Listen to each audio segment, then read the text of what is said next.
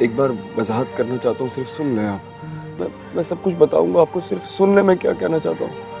خدا کی قسم کھا کے کہتا ہوں، کبھی سوچا نہیں آپ کے بارے میں غلط۔ ڈرامہ سیریل کیسی تیری خود غرضی کی آنے والی نیکسٹ ایپیسوڈ میں آپ سب دیکھیں گے۔ دلاور صاحب کو جب اس بات کا پتہ چلتا ہے کہ شمشیر ایک معمولی سی نوکری کر رہا ہے تو وہ سوچتے ہیں کہ شمشیر اب مہک کو کبھی بھی نہیں چھوڑے گا، کیونکہ اگر وہ اس لڑکی کی خاطر ایک معمولی سی نوکری کر سکتا ہے تو وہ اس کو چھوڑنے کے لیے کبھی بھی تیار نہیں ہوگا۔ دلاور صاحب سوچتے ہیں کہ اب مجھے ہی کچھ کرنا ہوگا، نہیں تو شمشیر کبھی بھی گھر واپس نہیں آئے گا۔ اس کے بعد دلاور صاحب شیرو کو اپنے پاس بلائیں گے اور شیرو سے کہیں گے کہ تمہیں اس لڑکی کو ختم کرنا ہوگا۔ شیرو دلاور صاحب سے کہے گا کہ اگر آپ کو میری جان لینی ہے تو لے لیجئے، لیکن اب میں ایسا گناہ کبھی بھی نہیں کروں گا۔ پہلے بھی میں نے آپ کے کہنے پر بہت سے ایسے کام کیے ہیں، لیکن ان سب کی وجہ سے میرے گھر والوں کو مصیبتیں برداشت کرنی پڑی ہیں، اس لیے اب میں ایسا کام کبھی بھی نہیں کروں گا، کیونکہ اب مجھے احساس ہو گیا ہے جب ہم لوگوں پر ظلم کرتے ہیں تو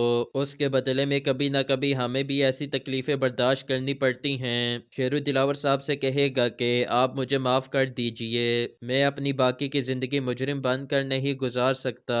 اگر آپ میری جان لینا چاہتے ہیں تو لے لیں، لیکن اب میں کوئی بھی غلط کام نہیں کروں گا۔ دلاور صاحب شیرو کی جب یہ باتیں سنتے ہیں تو وہ بہت ہی غصے میں آ جاتے ہیں اور وہ شیرو سے کہیں گے تم نے میرے ساتھ غداری کی ہے اور اس کی سزا تمہیں مل کر رہے گی، اور اگر تم نے میری بات نہ مانی تو تمہیں اور تمہارے گھر والوں کو بہت سی مشکلات کا سامنا کرنا پڑے گا۔